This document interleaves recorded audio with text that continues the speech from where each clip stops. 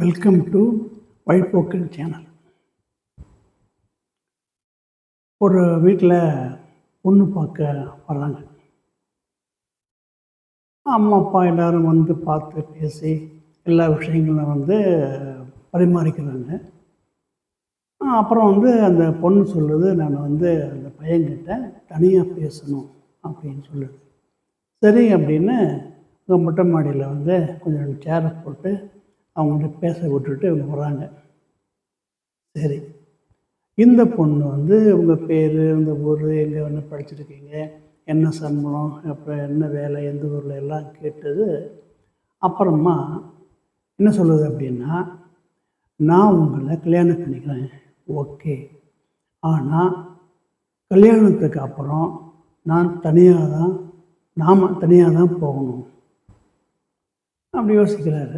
அப்புறம் சொல்லுது, தனியாக போன அப்புறம் நான் மட்டுமே எல்லாம் அப்படின்னு நினைக்கக்கூடாது. நான் சமைச்சேன் அப்படின்னா எனக்கு நீங்கள் காய் கட் பண்ணி தரணும், துணி துவைச்சோன்னா நீங்கள் காய போடணும், எல்லா வேலையும் நீங்களும் செஞ்சுக்கணும். அப்போ நான் சொல்ல மாதிரி நான் டிவி பார்ப்பேன், ஃபோனில் பேசுவேன், டிஸ்டர்ப் பண்ணக்கூடாது. எங்கள் அம்மா வீட்டுக்கு நான் போவேன், எங்கள் அம்மா நம்ம வீட்டுக்கு வருவாங்க, என் தம்பியெல்லாம் வருவான், தங்கையெல்லாம் வருவான். இப்படி கண்டிஷன் போடுது. அப்புறம் நான் நிறையா திங்ஸை ஆன்லைனில் ஆர்டர் பண்ணுவேன். நீங்கள் எப்போவும் எனக்கு பேலன்ஸு பேங்க்கில் என்னோடய அக்கௌண்ட்டில் போட்டுருக்கணும். வாரத்துக்கு 4 நாளாவது வெளியில் போகணும். அப்புறம் எனக்கு ஃபாரின் போகணுன்னு ஆசை, ப்ளேனில் போகணும், காரு நீங்கள் வாங்கணும். இது எல்லாமே கண்டிஷன் போடுது. அப்புறம் உங்கள் வீட்டில் உங்கள் அம்மாலாம் என்ன ஜாஸ்தி ஒன்று சொல்லக்கூடாது, உங்கள் தம்பி உங்கள் தங்கையெல்லாம் ஜாஸ்தி வரக்கூடாது, இப்படியெல்லாம் அடுக்கிக்கிட்டே போகுது. சொல்லியாச்சு. அவரும் மாதிரியாக போயாச்சு, வீட்டுக்கு போனாங்க. ஒரு வாரம் கழித்து இந்த பொண்ணு வீட்டுக்காரங்க ஃபோன் பண்ணுறாங்க பையன் வீட்டுக்காரனுக்கு. சார், நீங்கள் போன வாரம் வந்தீங்களே, என்ன அலையன்ஸ் சொல்லுங்கள் அப்படின்னோடனே அந்த பையன் அப்பா சொல்கிறாரு, சார், உங்களுக்கு உங்கள் பொண்ணுக்கு அக்கா இருக்காங்களா, உங்கள் பெரிய பொண்ணு இருக்காங்களா, கல்யாணம் ஆச்சா அவங்களுக்கு அப்படிங்கிறாரு. இல்லை, எனக்கு ஒரு பொண்ணு தான், ஒரு பையன், அங்கே தான் இருக்கா, 2 பொண்ணு ஒரு பையங்கிறாரு. இல்லை, அன்றைக்கி உங்கள் பொண்ணு எங்கள் பையன்கிட்ட பேசினதை பார்த்தா உங்கள் பொண்ணுக்கு ஏற்கனவே கல்யாணம் ஆன மாதிரியும், அவங்க மாமியார் வீட்டில் ஒத்துக்காத மாதிரியும் வந்துட்டாத மாதிரியும் ஃபீலிங் வந்துடுச்சு எங்களுக்கு, அப்படி கண்டிஷன் போட்டாங்க அவங்க அப்படின்ட்டாரு. பொண்ணு பிடிக்கலன்னாலும் பரவாயில்ல, ஏற்கனவே கல்யாணம் ஆயிடுச்சாங்கிற அளவுக்கு அவங்க போயிட்டாங்க. அவங்க அந்த அளவுக்கு அந்த பொண்ணு அந்த பையன்கிட்ட டிமாண்ட் வச்சுருக்கு.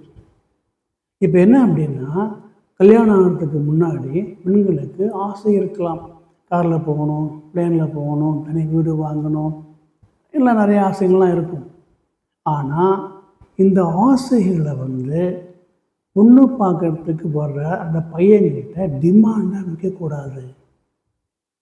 இந்த ஆசைகளை கல்யாணத்துக்கு அப்புறமா ஒரு லைஃப் செட்டப் பண்ணி நாம் அடுத்த வருஷம் சிங்கப்பூருக்கு டூர் போகணும் அப்படின்னு ஐடியா வச்சு குடும்பத்தை சிக்கனமாக நடத்தி காசு சேர்த்து அந்த காசை சிங்கப்பூர் போகணும். அதுதான் ஃபேமிலி லைஃப், அதுதான் குடும்பம் நடத்துறது. அப்படிங்கிறது ஆசைகள் தப்பு கிடையாது. கார் வாங்கணுமா, காசு சேர்த்து அட்லீஸ்ட் ஒரு பாதிய பணமாவது வச்சுக்கணும், மீதி லோன் வாங்கிக்கலாம். வீடு கட்டணுமா, ஃப்ளாட் வாங்கணும், முதல்ல பணம் சேர்க்கணும். இதெல்லாம் ஒரு டிமாண்டாக கல்யாணத்துக்கு முன்னாடி வைக்கக்கூடாது. ஒரு 5 வருஷத்துக்கு முன்னாடி ஒரு வரதட்சணை அப்படின்னு ஒரு டிமாண்ட் ஒன்று இருந்தது. அது நிறைய குடும்பத்தில் பிரச்சனைகள் உண்டு பண்ணிச்சு. இப்போ கல்யாணத்துக்கு முன்னாடி பையனும் பொண்ணு பார்க்குற வர அன்னைக்கு பையனும் பொண்ணு உட்காந்துக்கிட்டு பேசுகிறோம் அப்படின்னு என்னத்தையாவது சொல்லி விட்டுடுறாங்க. இந்த ஆசைகளை பார்த்து அந்த பையன் பயந்துருவான். அந்த பையன் ஏற்கனவே கல்யாண காய்ச்சலில் இருக்கான். பொண்ணு பார்க்க போகிறோமே, வேண்டாம் வேண்டாம் வேண்டாம் அப்புறம் பார்த்துக்கலான்னு சொல்லியும் அம்மாவும் அப்பாவும் கூட்டு போயிருக்காங்க. செட்டப் ஆச்சு அப்படின்னா கல்யாணம் பண்ணிக்கணும் அப்படின்னு அவனே வந்து பயந்துட்டு இருக்காப்புல. அந்த பையனை ஜாஸ்தியாக நீங்கள் பயமுறுத்தக்கூடாது. லைஃப்பில் வந்து ஆம்பிஷன்ஸ், ஆசைகள் இருக்க வேண்டும். ஆனால் அதையெல்லாம் வந்து நிறைவேற்றுவதற்கு தனக்குன்னு ஒரு லைஃப் செட்டப் பண்ணிக்கணும் முதல்ல. அது இம்பார்ட்டண்ட்.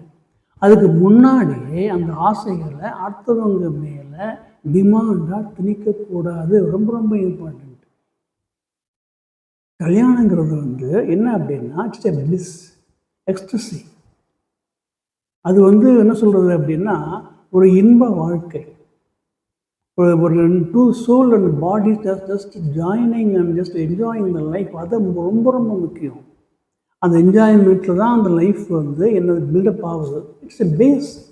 அதை மறந்து வச்சுட்டு காரில் போகணும், பிளேனில் போகணும், அப்புறம் வந்து வீடு வாங்கணும், நகை வாங்கணும், அப்புறம் வந்து இப்படிலாம் இருக்கிறத வந்து கல்யாணத்துக்கு அப்புறமா வச்சுக்கணும். நிறைவேற்ற வேண்டும் கணக்காக. அதுதான் வாழ்க்கை. சரி, இப்படி இருக்குது. இதுக்கு அடுத்தபடியாக கொஞ்சம் வசதியாக இருக்கிறவங்க என்ன பண்ணுறாங்க அப்படின்னா வந்து பொண்ணு பார்க்குறாங்க. அப்போ சாதாரண குடும்பத்தில் மொட்டை மாடியில் உட்காந்துக்கிறாங்க, இல்லை கார்டனில் போய் உட்காந்துக்கிறாங்க. இவங்க என்ன பண்ணுறாங்க தெரியுமா? காரில் ஏற்றிக்கிறாங்க அந்த பொண்ணை. ரோடு போயிட்டு வரலாம் அப்படின்னு, ஜஸ்ட்டில் போயிட்டு வரலாம் அப்படின்னு. அப்போ காரில் போகிறப்ப இந்த பொண்ணு வந்து அந்த பையன்கிட்ட பேசுகிறப்ப என்ன சொல்லுது அப்படின்னா, after marriage I will quit the job and start a business அப்படிங்கிறது அந்த பையன்கிட்ட. அப்படியா என்னங்கன்னா, yes I have plans, I want start up, I want to just start a business and for that I may require 30-40 lakhs you to finance அப்படின்னு சொல்லிடுச்சு. அவன் பார்த்தான், டர்ன்னு U-turn எடுத்து கொண்டு வந்துட்டான் வீட்டுக்கு. ஏன் அப்படின்னா தெர் ஆர் சான்சஸ் இந்த பையன் அந்த பொண்ணை பார்த்து இது வேலைக்கு போகிற பொண்ணு நல்லா சம்பாதிக்குது, கல்யாணத்துக்கு அப்புறம் நாம் வேலையை விட்டுட்டு ஒரு பிஸ்னஸ் ஆரம்பிக்கலாம், அதுக்கு மாமனாக பொண்ணு வீட்டுக்காரங்க ஃபினான்ஸ் பண்ணுவாங்க நினச்சிருப்பாரு. போச்சா, இந்த பொண்ணு அந்த பையன் தடையில் குண்டை போடுச்சு. தேவையாது.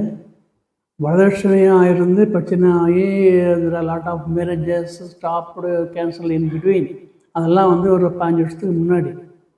இப்போ பொண்ணும் அந்த பையனும் பேசிக்கிறோம் அப்படிங்கிற ஒரு அந்த செட்டப்பில், அந்த ஒரு ப்ரிடெக்ஸ்டில் உட்காந்துக்கிட்டு உடறிடுறாங்க. இப்படி அப்படின்னு கிடையாது. இது தேவையற்றது. கல்யாணங்கிறது வந்து ஃபஸ்ட் ஒரு ஆணும் பெண்ணும் சேர்ந்து லைஃப்பை ஸ்டார்ட் பண்ணுறது. உடலாலும் மனதாலும் அவங்க இணைகிறாங்க. சில மாதிரி பிளிஸ், எக்ஸ்ட்ரஸ், இது வந்து இன்பம். அதை முதல்ல நீங்கள் வந்து அனுபவிங்க. அதுக்கப்புறம் தான் உங்களுக்கு லைஃப் வந்து ஓப்பன் அப் ஆகுது. It's a base, foundation. அதில் தான் ஆரம்பிக்கணும். அதுக்கப்புறம் லைஃப் இருக்குது. ஆனால் எண்டு பாயிண்ட்டை கொண்டு வந்து முதல்ல வச்சு அதில் ஆரம்பிக்கக்கூடாது. You have to move towards a goal. அது வெரி இம்பார்ட்டண்ட். சின்ன வயசில் இது தெரியாமல் இருக்கலாம். ஆனாலும் பொண்ணு பார்க்க வந்த பையன்கிட்ட நான் அந்த ஓப்பனாக பேசுகிறோம் அப்படின்னு ஜாஸ்தி பேசாதீங்க. என்ன ஆகிடுது அப்படின்னா it is become over smart. Be smart, nothing wrong in it, but don't be over smart. தேவையில்லை இதெல்லாம். அந்த அஜெண்டாவை, அந்த ஆசையை தன்னோட மனசுக்குள்ளே வச்சு கல்யாணத்துக்கு அப்புறமா அதை நோக்கி நகர வேண்டும். அதுதான் வாழ்க்கை, ஃபேமிலி லைஃப். அதுதான். சரிங்களா? பொண்ணு பார்க்க வர்றப்ப அந்த பையன்கிட்ட பேசுறது தப்பே கிடையாது, பட் ஜாஸ்தியாக பேச வேண்டாம். அடுத்த எபிசோடு சந்திப்போம். நன்றி, வணக்கம்.